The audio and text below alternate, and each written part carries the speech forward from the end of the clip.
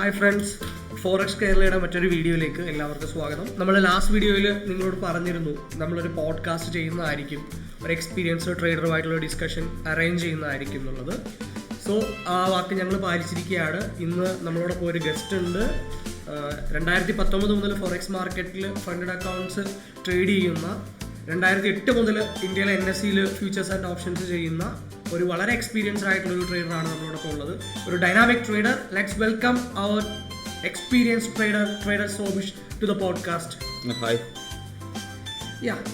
നമുക്ക് ഇന്ന് നമ്മൾ പ്ലാൻ ചെയ്തിരിക്കുന്ന ഒരു ഡിസ്കഷൻ പോലെയാണ്. നമുക്കറിയാലോ, ഫോറക്സ് ഫണ്ടഡ് അക്കൗണ്ടുമായിട്ട് ബന്ധപ്പെട്ട് കുറേ ന്യൂസും റൂമേഴ്സും ഒക്കെ. അതെ, ഈ സിറ്റുവേഷനിൽ നല്ലൊരു ടോപ്പിക്കാണ് എടുത്തേക്കുന്നത് എന്തായാലും. അപ്പോൾ അതുമായിട്ട് ബന്ധപ്പെട്ട് ഞങ്ങൾ കുറച്ച് ക്വസ്റ്റ്യൻസ് പ്രിപ്പയർ ചെയ്തിട്ടുണ്ട്. നമ്മുടെ പല ഫോളോവേഴ്സ് നമ്മളോട് ചോദിച്ചിട്ടുള്ള ക്വസ്റ്റ്യൻസും പിന്നെ ഞങ്ങളുടെ സൈഡിൽ നിന്നുള്ള കുറച്ച് ക്വസ്റ്റ്യൻസുമായിട്ടൊരു ക്വസ്റ്റ്യൻസ് സെറ്റ് ചെയ്ത് വെച്ചിട്ടുണ്ട്. നമുക്കെന്നാൽ ക്വസ്റ്റ്യൻസിലോട്ട് പോയാലോ? എന്നാൽ നമ്മുടെ ഒരു പ്രധാന ചോദ്യം വന്നിരിക്കുന്നതെന്ന് വെച്ച് കഴിഞ്ഞാൽ, ഈ ഒരു ക്വസ്റ്റ്യൻ നമ്മൾ ഉദ്ദേശിക്കുന്നത്, നമ്മുടെ ചാനലിൽ പുതിയതായിട്ടുള്ള കുറേ വ്യൂവേഴ്സ് ഉണ്ട്. എന്താണ് ഈ ഫണ്ടഡ് അക്കൗണ്ട് എന്നുള്ള ബേസിക് ആയിട്ടുള്ള നോളജ് ഇല്ലാതെ. ഇപ്പോഴത്തെ ഒരു ട്രെൻഡ് ആണല്ലോ എല്ലാവരും ഫണ്ടൊക്കെ എല്ലാവരും പോയിരിക്കുന്ന ഒരു സമയത്തും മാർക്കറ്റിന്റെ ഒരു കണ്ടീഷനൊക്കെ അനുസരിച്ച് ചെയ്യാൻ പറ്റിയ ഒരു ഓപ്ഷനാണ് ഫണ്ടഡ് അക്കൗണ്ട്. അപ്പൊ അതുമായിട്ട് ബന്ധപ്പെട്ട് എന്താണ് ഫണ്ടഡ് അക്കൗണ്ട്, എന്താണ് അത് ചെയ്യുന്നതുകൊണ്ടുള്ള ബെനിഫിറ്റ് എന്നുള്ളത്, അത് ഉപയോഗിച്ച് ട്രേഡ് ചെയ്യുന്നതുകൊണ്ടുള്ള ബെനിഫിറ്റ് എന്നുള്ളതാണ് നമ്മുടെ ഒരു ക്വസ്റ്റ്യൻ. ഓക്കെ, ഞാൻ അതിന് പറയാം. ഞാനൊരു 2019 ഒരു ഫണ്ടഡ് അക്കൗണ്ട് ട്രൈ ചെയ്തത്. ഞാനത് ആദ്യമായിട്ട് കേട്ട് പരിചയമുള്ളത് FTMO എന്ന് പറയുന്നൊരു ഫേമായിരുന്നു. ആ ഫേമിലാണ് ഞാൻ ഫസ്റ്റ് എടുക്കുന്നത്. ഞാനത് 5K അക്കൗണ്ടാണ് ഫസ്റ്റ് സ്റ്റാർട്ട് ചെയ്തത് തന്നെ. 5K അക്കൗണ്ടിലാണ്. 5K അക്കൗണ്ട് ഞാനൊരു 3 ടൈംസ് എങ്കിലും ഞാൻ ലോസിലേക്ക് വന്നിട്ടുണ്ട്. അക്കൗണ്ട് ചലഞ്ച് പാസ്സാവാൻ പറ്റാതെ വന്നിട്ടുണ്ട്. ശരിക്കും ഒരു ട്രേഡറൊക്കെ ഇതിനകത്തേക്ക് വരുന്നൊരു സാഹചര്യം എന്ന് പറയുന്നത്, അവരുടെ ട്രേഡിൻ്റെ ഫണ്ടൊക്കെ വാനിഷ് ചെയ്തിരിക്കുന്ന സമയത്തായിരിക്കും ഒട്ടുമിക്ക ആൾക്കാരും ഈ ഒരു ചലഞ്ചിലേക്കും എല്ലാ കാര്യങ്ങളിലേക്കൊക്കെ വരിക. അങ്ങനത്തെ ഒരു സിറ്റുവേഷനിലാണ് ഞാനും ഈ പറഞ്ഞ പോലെ തന്നെ വന്നത്. പ്രത്യേകിച്ച് ഒരു നിഫ്റ്റി എന്ന് പറയുന്ന അത് കണ്ട് ശീലിച്ചേക്കണിൽ നിന്നും ഫോറസ്റ്റിലേക്ക് വരുമ്പോൾ ഉണ്ടാകുന്ന കുറേ പ്രശ്നങ്ങൾ ആ സമയത്ത് ഫേസ് ചെയ്തിരുന്നു. പിന്നെ നമുക്കൊരു 3-4 ചലഞ്ച് കഴിഞ്ഞതിന് ശേഷമാണ് ഒരു വിന്നിങ്ങിലേക്ക് വന്നത്. അപ്പോൾ ഞാൻ പറഞ്ഞു വന്നത്, ഇപ്പോൾ എല്ലാവരും ഒട്ടുമിക്ക ആൾക്കാരും ഫസ്റ്റ് ചലഞ്ചിൽ തന്നെ വിൻ ചെയ്യണമെന്നില്ല. ഓരോ തവണയൊക്കെ എടുത്തതിനൊക്കെ ശേഷമായിരിക്കും വരിക. അപ്പോൾ നമുക്കിത് ഫണ്ടഡ് അക്കൗണ്ട് എന്താണെന്ന് വളരെ സിമ്പിളായിട്ട് പറഞ്ഞിട്ടുണ്ടെങ്കിൽ, നമ്മുടെ കയ്യിൽ ഫണ്ടില്ല, നമുക്കൊരു ചലഞ്ച് പാസ്സാകാനായിട്ട് നമുക്കൊരു ചാൻസസ് തരും. ഇപ്പോൾ നമ്മൾ ചെറിയൊരു 100K അക്കൗണ്ട് എടുക്കാനായിട്ട് ഇപ്പോൾ ഇന്ത്യൻ റുപ്പീസ് നമുക്കൊരു ഏകദേശം 25,000 രൂപ നമുക്ക് എക്സ്പെൻസ് തന്നെ. അപ്പോൾ അതിലൊരു ചലഞ്ചിൻ്റെ ഫസ്റ്റ് ഫേസ് ഉണ്ടാവും, സെക്കൻഡ് ഫേസ് ഉണ്ടാവും. ആ ഓരോ ചലഞ്ചും പാസ്സാവുന്നതനുസരിച്ച് നമുക്ക് അവർ ഫണ്ടഡ് അക്കൗണ്ട്, റിയൽ അക്കൗണ്ട് നമുക്ക് തരും. ആ റിയൽ അക്കൗണ്ടിലാണ് നമ്മൾ നല്ല ട്രേഡിംഗ് സ്കില്ലിൽ കാഴ്ചവെക്കുന്ന എമൗണ്ട് എത്രയാണോ ആ ഒരു എമൗണ്ട് നമുക്ക് പേ ഔട്ട് കിട്ടുക എന്നുള്ളതാണ്. ഒട്ടുമിക്ക ഫേംസും എപ്പോഴും നല്ല ഫേംസ് മാത്രം തിരഞ്ഞെടുക്കുക. നല്ല ഫേംസ് തിരഞ്ഞെടുത്താൽ പേ ഔട്ടിന് റിജക്ഷനോ അങ്ങനെയുള്ള കാര്യങ്ങളൊന്നും ഇല്ലാത്തത്. ഇപ്പോൾ അങ്ങനത്തെ കണ്ടെത്താനൊക്കെ നല്ല ഒത്തിരി ഓപ്ഷൻസ് ഉണ്ട്. അപ്പോൾ അത്രയും ഫേംസ് കണ്ടെത്തി കഴിഞ്ഞ് കഴിഞ്ഞാൽ നല്ല സ്കില്ലും ഉണ്ടെന്നുണ്ടെങ്കിൽ നല്ലൊരു ഓപ്ഷൻ ആയിരിക്കും ഈ ഫണ്ടഡ് അക്കൗണ്ട് എന്ന് പറയുന്ന സംഭവം. ഓക്കെ, അപ്പോൾ എല്ലാവർക്കും അത് കടന്നു വരുന്നവർക്ക് നല്ലൊരു ഓപ്ഷൻ ആയിരിക്കും. തീർച്ചയായിട്ടും. ഓക്കെ, അപ്പോൾ അതുമായിട്ട് ബന്ധപ്പെട്ട ഒരു തുടർ ചോദ്യം പോലെ ഒരു സംശയം ഞങ്ങൾ ചോദിക്കുകയാണ്. ഈ ചലഞ്ച് ഫേസിന്റെ കാര്യം ബ്രോ പറഞ്ഞല്ലോ. അപ്പോൾ ഈ ചലഞ്ച് ഫേസുകളിൽ നമുക്ക് തരുന്ന പൈസ എന്ന് പറയുന്നത് റിയൽ മണി ആണോ? ചലഞ്ച് ഫേസിൽ ഒരിക്കലും തരുന്നത് റിയൽ മണി അല്ല. ഇപ്പോൾ നമുക്ക് മെറ്റാ കോഡ്സിൻ്റെ ഇത് പോയി കഴിഞ്ഞാൽ MT4ലും MT5ലായി നമുക്ക് പോയി കഴിഞ്ഞിട്ടുണ്ടെങ്കിൽ ഡെമോ അക്കൗണ്ട് കിട്ടും. സെയിം നമുക്കൊരു മെയിൽ ഐ ഡി വെച്ച് ക്രിയേറ്റ് ചെയ്യാൻ പറ്റുന്ന ഒരു സംഭവം തന്നെ. അതേ മോഡൽ തന്നെയാണ് നമുക്ക് ഇവരും തരുന്ന ഫസ്റ്റ് ഫേസും സെക്കൻഡ് ഫേസ് എന്ന് പറയുന്നതും സെയിം മോഡൽ തന്നെ, ഡെമോ തന്നെ അക്കൗണ്ട് തന്നെ നമുക്ക് നൽകുന്നത്.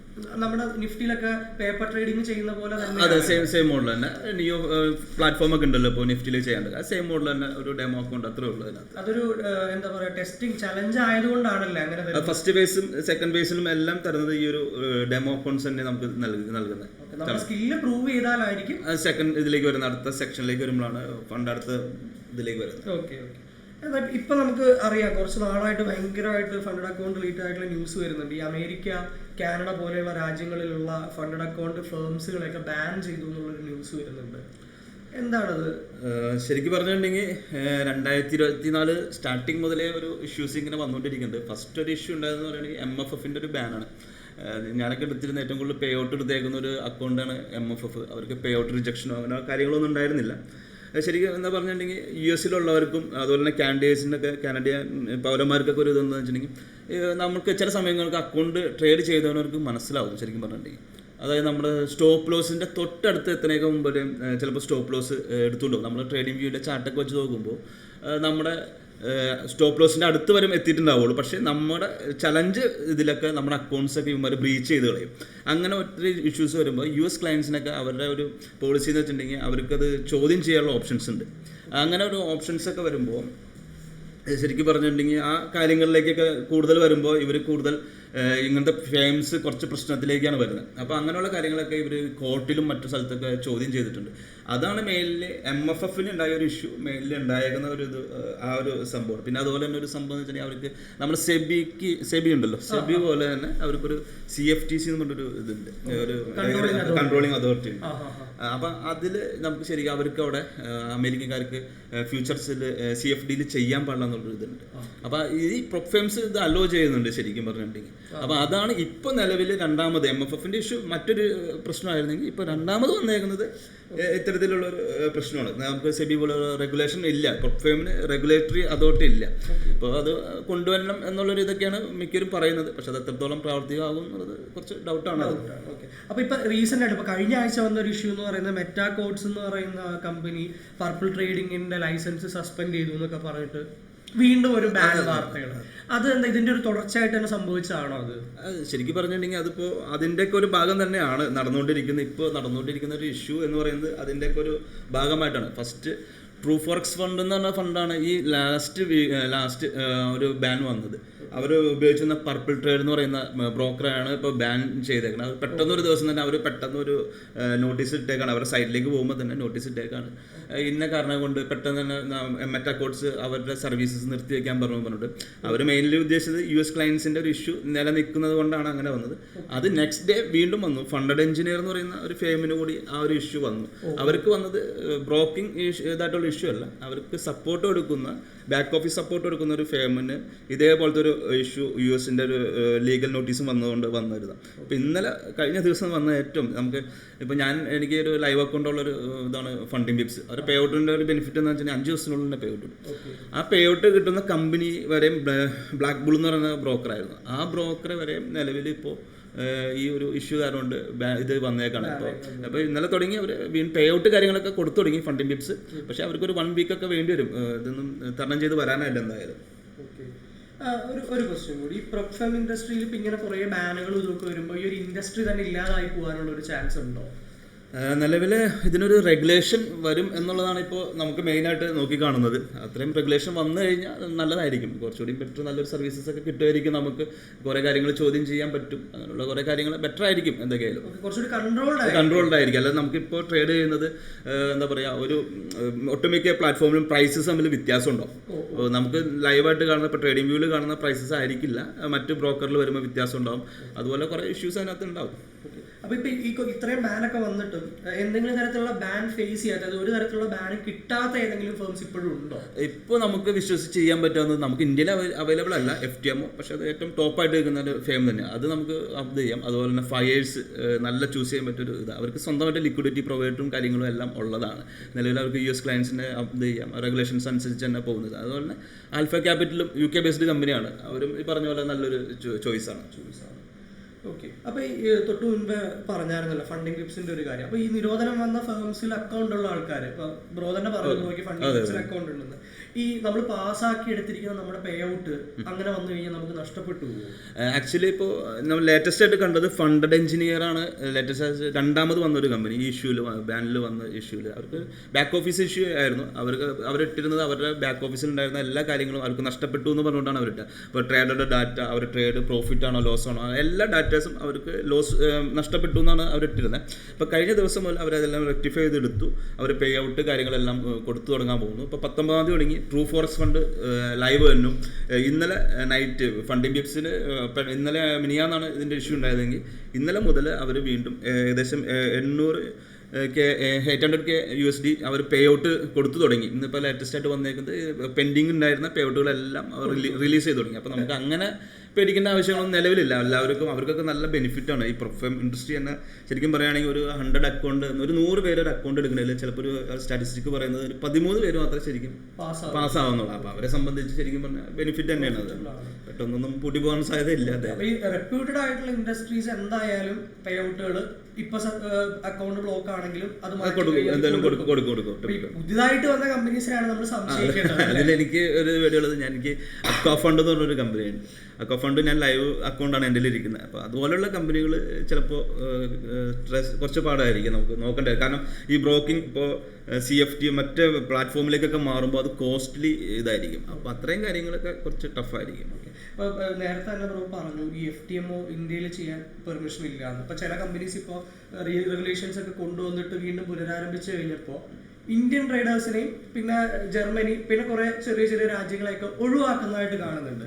അപ്പൊ ഇന്ത്യൻ ട്രേഡേഴ്സ് എന്ന രീതിക്ക് നമ്മളെ ഇത് ഏത് രീതിയിൽ അഫക്ട് ചെയ്യാം? നമുക്ക് ഇങ്ങനെ ഒരു ബാൻ, അതായത് ഇന്ത്യക്കാർക്ക് ഇനി ഫണ്ട് അക്കൗണ്ടിൽ ട്രേഡ് ചെയ്യാൻ പറ്റില്ല എന്നുള്ളൊരു ബാൻ വരാൻ പോവുകയാണോ? ആക്ച്വലി ഒരു റെഗുലേഷൻ എന്തെങ്കിലും വന്നാൽ ചിലപ്പോൾ നമ്മൾ ബാധിക്കാനുള്ള സാധ്യതയുണ്ട്. ലോക്കൽ റെഗുലേഷൻ നമുക്കുണ്ട് ഓൾറെഡി, ഫോറക്സ് ചെയ്യാൻ പാടില്ല എന്നുള്ളൊരു ഓപ്ഷൻ ഉണ്ട്. അപ്പോൾ ആ ഒരു ഇഷ്യൂ ഉള്ളത് കൊണ്ട് നമുക്ക് ഭാവിയിൽ ചിലപ്പോൾ വന്നേക്കാം. ഇവരെല്ലാവരും ഈ ഒരു ഇഷ്യൂ ഉള്ളത് കൊണ്ട് ഇൻഡസ്ട്രിയിലുള്ള എല്ലാവരും കൂടി ഒരു റെഗുലേഷനോ അങ്ങനെ എന്തെങ്കിലും വന്നാൽ ചിലപ്പോൾ നമുക്ക് മേ ബി ഉണ്ടാകും. ഇപ്പോൾ കഴിഞ്ഞ ദിവസം ഉണ്ട് ടോപ്പ് ടയർ എന്നൊരു കമ്പനി നമ്മളെ ബാൻ ചെയ്തിട്ടുണ്ട്. അത്യാവശ്യം പേ ഔട്ട് കൊടുത്തിട്ടിരുന്ന ഒരു കമ്പനിയാണ്. ആ കമ്പനി നമ്മളെ ബാൻ ചെയ്തിട്ട് ഇന്നലെ തുടങ്ങി ജർമ്മനിയും ഇന്ത്യനും പുതുതായിട്ട് ലിസ്റ്റിൽ ഉൾപ്പെടുത്തിയിട്ടുണ്ട്.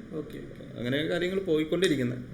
അപ്പൊ നമുക്കിനി ഇതിന്റെ ട്രേഡിങ്ങുമായിട്ട് ബന്ധപ്പെട്ട് ഈ ഫണ്ടഡ് അക്കൗണ്ടിൽ ട്രേഡിംഗ് നടത്തുന്ന ആൾക്കാർക്ക് സംഭവിക്കാൻ സാധ്യതയുള്ള പ്രധാനപ്പെട്ട റിസ്കുകൾ എന്തൊക്കെയാണ്? എന്താണ് അവര് ശ്രദ്ധിക്കേണ്ട കാര്യങ്ങൾ ഈ അക്കൗണ്ടുകൾ ബ്രീച്ചായി പോവാതിരിക്കാനൊക്കെ ആയിട്ടും മൊത്തത്തിലൊന്ന് സേഫറായിട്ട് നിന്ന് ട്രേഡ് ചെയ്യാൻ വേണ്ടിയിട്ട് ശ്രദ്ധിക്കേണ്ട ഒരു കാര്യം എന്താണെന്നുള്ളത് രണ്ട് കാര്യങ്ങൾ എൻ്റെ ഒരു അഭിപ്രായത്തിൽ എപ്പോഴും നമ്മൾ അപ്ഡേറ്റ് ആയിട്ടിരിക്കുക.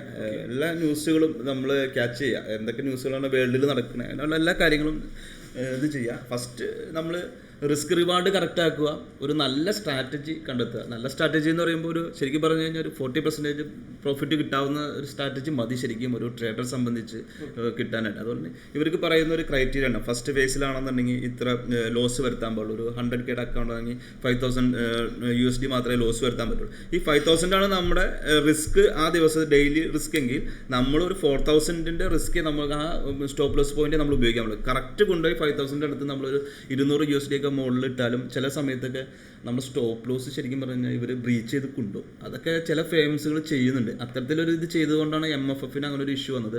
ഇപ്പോൾ നിലവിൽ അങ്ങനെ ഒരു നടക്കുന്നത് ദ ഫണ്ടഡ് ട്രേഡർ അങ്ങനെ അത്തരത്തിലൊരു ബ്രീച്ച് ചെയ്ത് കൊണ്ടുപോകുന്ന ഒരു ഫേമാണ്. ഞാൻ ഫണ്ടഡ് ട്രേഡർ ഞാൻ പിപ്സ് ഒക്കെ യൂസ് ചെയ്യുമ്പോൾ നമുക്ക് അങ്ങനെ ഫീൽ ചെയ്തിട്ടില്ല. എനിക്ക് ഏറ്റവും കൂടുതൽ ഇപ്പോൾ ലേറ്റസ്റ്റ് ആയിട്ട് തോന്നിയേക്കുന്ന ഒരു ഇത് അങ്ങനെ. അപ്പോൾ അത് നമ്മൾ എപ്പോഴും മെയിൻറ്റെയിൻ ചെയ്യുക സ്റ്റോപ്പ് ലോസ് കാര്യങ്ങൾ.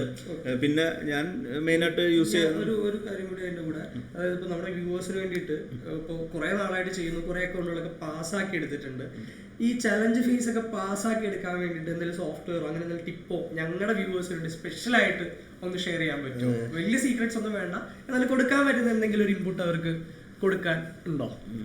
മെയിനായിട്ട് ഞാൻ യൂസ് ചെയ്യുന്നത് ബുക്ക് മാപ്പ് എന്ന് പറഞ്ഞൊരു സോഫ്റ്റ്വെയറാണ്. ബുക്ക് മാപ്പിൻ്റെ ഏറ്റവും വലിയ ബെനിഫിറ്റ് എന്താണെന്ന് വെച്ചിട്ടുണ്ടെങ്കിൽ അതിനകത്ത് ലിക്വിഡിറ്റി നമുക്ക് എവിടെയാണ് കിടക്കുന്നത് എന്നുള്ളത് നമുക്ക് അറിയാൻ പറ്റും എന്നുള്ളതാണ്.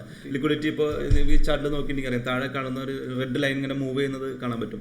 അതാണ് ശരിക്കും പറഞ്ഞാൽ അവിടെ ഒരു ലിക്വിഡിറ്റിയാണ്. മാർക്കറ്റിൽ ഒരു 90% ലിക്വിഡിറ്റിയിലേക്ക് എത്തിക്കുക എന്നുള്ളതുണ്ട് ബിഗ് പ്ലേയേഴ്സിൻ്റെ ഒരു എയിമാണ്.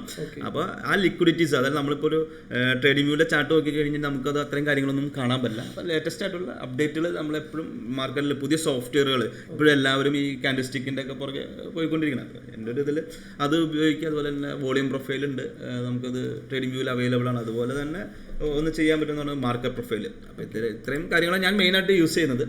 എപ്പോഴും നമുക്ക് ചിന്തിക്കുന്ന ഫസ്റ്റ് നമ്മൾ ഇത് ചെയ്യേണ്ടത്, ഇത് ഞാൻ യൂസ് ചെയ്യുന്ന ഒരു ഇതാണ് വോളിയം പ്രൊഫൈൽ, നമുക്ക് ട്രേഡിംഗ് വ്യൂവിൽ അവൈലബിൾ ആയിട്ടുള്ളതാണ്. അപ്പോൾ ഇത്രയും കാര്യങ്ങളൊക്കെ അപ്ഡേറ്റ് ആയിട്ടുള്ള സ്ട്രാറ്റജീസ് യൂസ് ചെയ്യാം.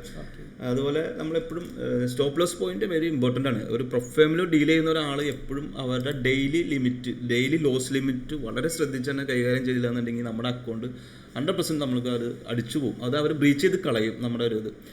അങ്ങനെ പോകാത്ത ഒരു അക്കൗണ്ട് എനിക്ക് തോന്നിയത് ആകെ ഒരു ആൽഫ ക്യാപിറ്റൽ മാത്രമേ ഉള്ളൂ. ബാക്കിയെല്ലാം ഞാൻ യൂസ് ചെയ്തേക്കുന്നതൊക്കെ എടുത്ത് തെറിപ്പിച്ചു കൊണ്ടുപോകും നമ്മുടെ അക്കൗണ്ട് കളയാന്നുള്ളതാണ്. ഓക്കെ, ഒരു കാര്യം കൂടി. അപ്പോൾ ഇത്രയും നാൾ ട്രേഡ് ചെയ്തല്ലോ, കുറേ ഫേംസിൽ ട്രേഡ് ചെയ്തു, കുറേ ഫേംസിൻ്റെ അക്കൗണ്ടുകളൊക്കെ പാസ്സാക്കി എടുത്തു, ചിലതൊക്കെ അടിച്ചു പോയി എന്ന് പറഞ്ഞിട്ടുണ്ട്. അപ്പോൾ ഇതിനിടയിൽ ഇത്രയും നാളത്തെ ഒരു എക്സ്പീരിയൻസിൽ കസ്റ്റമർ സപ്പോർട്ട് വൈസ് ആണെങ്കിലും എല്ലാ രീതിയിലും ആളുകൾക്ക് റെക്കമെൻഡ് ചെയ്യുന്നത് ഏതാണ്? കൂടുതലായിട്ട് റെക്കമെൻഡ് ചെയ്തിട്ടുള്ള ഫേം ഏതാണ്? ഫസ്റ്റ് എനിക്ക് തോന്നിയത് FTMO ആയിരുന്നു. FTMO ബാക്ക് ഓഫീസ് ഒക്കെ നല്ലത്. പക്ഷെ നമുക്കിപ്പോൾ നിലവിൽ ഇന്ത്യയിൽ അത് യൂസ് ചെയ്യാൻ പറ്റില്ല. എനിക്ക് അത് കുറച്ചുകൂടി ബെറ്റർ ആയിട്ട് തോന്നിയേക്കുന്ന ഒരു ഫേം ആൽഫ ക്യാപിറ്റലാണ്. ആൽഫ ക്യാപിറ്റൽ ശരിക്കും പറഞ്ഞിട്ടുണ്ടെങ്കിൽ അവരുടെ ബാക്ക് ഓഫീസ് തന്നെ നമുക്ക് കുറേ കാര്യങ്ങൾ ജസ്റ്റ് ഒന്ന് നോക്കുമ്പോൾ തന്നെ നമുക്ക് മനസ്സിലാക്കാൻ പറ്റും. കുറേ കാര്യങ്ങൾ ട്രേഡ് ജേണൽ ആയാലും അത് നമുക്ക് അപ്ഡേറ്റ് ചെയ്ത് അങ്ങനെ ഒത്തിരി കാര്യങ്ങളുണ്ട്. എനിക്ക് ഏറ്റവും ഇൻട്രസ്റ്റ് തോന്നിയത് അവരുടെ സ്റ്റോപ്പ് ലോസ് ബ്രീച്ച് ഇല്ല എന്നുള്ളതാണ്. അത് നമ്മൾ 2 സോഫ്റ്റ്വെയറിന്റെ കാര്യം പറഞ്ഞല്ലോ, മാപ്പൊക്കെ. അപ്പൊ അതൊക്കെ എടുക്കാനായിട്ട് ബ്രോ സപ്പോർട്ട് ചെയ്യുമോ? ആർക്കെങ്കിലും ഡൗട്ട് ഒക്കെ ഉണ്ടെന്നുണ്ടെങ്കിൽ ഒന്ന് കോൺടാക്ട് ചെയ്താൽ തീർച്ചയായും നമുക്ക് അങ്ങനെയുള്ള കാര്യങ്ങളൊക്കെ നമുക്കിപ്പോൾ ടെലഗ്രാമിലൊക്കെ കോൺടാക്ട് ചെയ്ത് കഴിഞ്ഞാൽ നമുക്ക് അത്യാവശ്യം സോഫ്റ്റ്വെയർ സപ്പോർട്ട് കാര്യങ്ങളൊക്കെ ചെയ്ത് കൊടുക്കാൻ പറ്റും. ഈ സ്ട്രാറ്റജീസ്, അതായത് ട്രെയിനിങ് വല്ലതും ചെയ്യുന്നുണ്ടോ, അതോ ഫണ്ടഡ് അക്കൗണ്ട് മാനേജ്മെന്റോ അങ്ങനെ എന്തെങ്കിലും സർവീസ് ബ്രോ പ്രൊവൈഡ് ചെയ്യുന്നുണ്ടോ? ട്രെയിനിങ് നിലവിൽ ഇപ്പോൾ പ്രസന്റിൽ ചെയ്യുന്നില്ല, ഫ്യൂച്ചർ പ്ലാൻ ചെയ്യുന്നുണ്ട് കുറച്ച് ട്രെയിനിങ് കാര്യങ്ങളൊക്കെ. ഫണ്ടഡ് അക്കൗണ്ട് മാനേജ്മെന്റ് ഉണ്ട്, നമുക്കത് വേറൊരു ചെറിയൊരു പ്ലാറ്റ്ഫോം ഇത് വെച്ചിട്ട് നമ്മൾ ചെയ്ത് കൊടുക്കുന്നുണ്ട്. കൂടുതൽ കാര്യങ്ങൾ നമുക്ക് ഫണ്ടഡ് അക്കൗണ്ട് കാര്യം അവിടെ നിൽക്കട്ടെ. ഈ NSE ആയിട്ട് ബേസ് ചെയ്ത് എന്തെങ്കിലും ട്രെയിനിങ്ങോ വല്ലതും പ്രൊവൈഡ് ചെയ്യുന്നുണ്ട് ഇപ്പോൾ? NSE ആയിട്ട് ഞങ്ങളിപ്പോൾ പ്ലാനിങ്ങിലുള്ളത് ഓർഡർ ഫ്ലോന്റെ ഒരു ട്രെയിനിങ്ങും അതുപോലെ തന്നെ ബുക്ക് മാപ്പ് ഇപ്പോൾ ഇന്ത്യയിൽ അവൈലബിൾ ആണ്. അപ്പോൾ അതിനെ ബേസ് ചെയ്തിട്ട് എന്തായാലും അടുത്ത് തന്നെ ഒരു ട്രെയിനിങ്ങും പ്രോഗ്രാംസ് കണ്ടക്ട് ചെയ്യാനായിട്ട് പ്ലാനിങ് ഉണ്ട്. ഇന്ത്യയിൽ അവൈലബിൾ ആണ്. പക്ഷേ ഡേറ്റ വെച്ചിട്ട് നമുക്ക് ഓൾറെഡി ഡെവലപ്പ് ചെയ്തിട്ടുണ്ട്. അപ്പോൾ അതിന്റെ ബാക്ക് ടെസ്റ്റും കാര്യങ്ങളിലൊക്കെ റണ്ണിങ് ആയിട്ടുണ്ട്. കാരണം വെച്ചിട്ടുണ്ടെങ്കിൽ ശരിക്കും ബുക്ക് മാപ്പ് ഒക്കെ പുറത്തൊരു മാർക്കറ്റിന് വേണ്ടിയിട്ടുള്ള ഒരു സംഭവം. അപ്പോൾ അങ്ങനെ ആയതുകൊണ്ട് നമുക്ക് ഇവിടേക്ക് വരുമ്പോൾ കുറേ ലിമിറ്റേഷൻസ് ഉണ്ട്. നമുക്ക് ലിക്വിഡിറ്റി ആകെ നമുക്ക് 5 ഡെപ്ത് കിട്ടുള്ളൂ. അവിടേക്ക് വെച്ചിട്ടുണ്ടെങ്കിൽ എല്ലാ ഡെപ്തും കിട്ടും. ഒരു L2 ഡാറ്റ L3 ഡാറ്റയാണ് അവിടെയൊക്കെ ഫുള്ളായിട്ടുള്ളത്. അപ്പോൾ നമുക്ക് എവിടെയാണ് ബിഗ് പ്ലെയർ ഇരിക്കണേന്നുള്ളത് ശരിക്കും കാണാൻ പറ്റും. അപ്പോൾ നമുക്ക് അനുസരിച്ച് ചെയ്യാം. പക്ഷേ നമുക്ക് നിഫ്റ്റിയിൽ അതല്ല, എന്നാലും നമുക്ക് ചെറിയ ബെനിഫിറ്റ് ഉണ്ട്. അതുപോലെ ഓർഡർ ഫ്ലോയും കൂടി ക്ലബ് ചെയ്യണം, എന്നാലും മാത്രമേ ബുക്ക് മാപ്പ് മാത്രമായിട്ട് യൂസ് ചെയ്ത് ഇന്ത്യയിൽ വർക്കിംഗ് അല്ല. രണ്ടും കൂടി ക്ലബ് ചെയ്താൽ നല്ലൊരു സ്ട്രാറ്റജി ചെയ്യും. ഓക്കെ, അപ്പോൾ താങ്ക് യു. നമ്മുടെ റിക്വസ്റ്റ് അനുസരിച്ചിട്ട് ഇവിടെ വന്നു, എക്സ്പീരിയൻസും കാര്യങ്ങളൊക്കെ ഷെയർ ചെയ്തു, നമ്മുടെ വ്യൂവേഴ്സിനുള്ള കുറേ കൺസേൺസ് അഡ്രസ്സ് ചെയ്തതിന് ഫോറക്സ് കേരളയുടെ പേരിൽ ഒരു പ്രത്യേക നന്ദി പറയുകയാണ്. അപ്പോൾ ബ്രോയുടെ ടെലിഗ്രാം ചാനലിലെ ലിങ്കും കാര്യങ്ങളൊക്കെ ഞങ്ങൾ ഡിസ്ക്രിപ്ഷനിൽ കൊടുക്കാം. അപ്പോൾ NSE ആയിട്ട് ബേസ് ചെയ്ത് ഉള്ള സ്ട്രാറ്റജീസും ട്രെയിനിങ്ങും ഒക്കെ പ്രൊവൈഡ് ചെയ്യുന്നുണ്ട്. അപ്പോൾ അത് അറ്റൻഡ് ചെയ്യേണ്ടവർക്ക് ട്രേഡർ സൊല്യൂഷനായിട്ട് ബന്ധപ്പെടാം. അതുപോലെ തന്നെ ഫോറക്സ് ആയിട്ടുള്ള ബന്ധപ്പെട്ട ഡൗട്ട്സും ക്ലിയർ ചെയ്യാൻ വേണ്ടിയിട്ടുള്ള ഓപ്പർച്യൂണിറ്റി അദ്ദേഹം തരുന്നുണ്ട്. അപ്പോൾ നമ്മളൊപ്പം വന്ന് ഈ ഒരു ചെറിയ പോഡ്കാസ്റ്റ് അറ്റൻഡ് ചെയ്യുകയും നമുക്ക് വേണ്ട ഗൈഡൻസ് എല്ലാം തന്നതിന് താങ്കൾക്കൊരു special thanks once again. And friends, നമ്മൾ പറഞ്ഞ പോലെ തന്നെ പോഡ്കാസ്റ്റ് വീഡിയോ ചെയ്തിട്ടുണ്ട്. അപ്പോൾ എല്ലാവരും കാണുക. നമ്മുടെ ചാനൽ സബ്സ്ക്രിപ്ഷൻ വളരെ കുറവാണ്. എല്ലാവരും ഒന്ന് സബ്സ്ക്രൈബ് ചെയ്ത് ഹെൽപ്പ് ചെയ്യുക. കൂടുതലായിട്ടുള്ള സപ്പോർട്ടിങ് വീഡിയോസും ഇൻഫർമേഷൻസും നിങ്ങളിലേക്ക് കൂടുതലായി എത്തിക്കാൻ ഞങ്ങൾ ശ്രമിച്ചുകൊണ്ടിരിക്കും. Thank you for watching.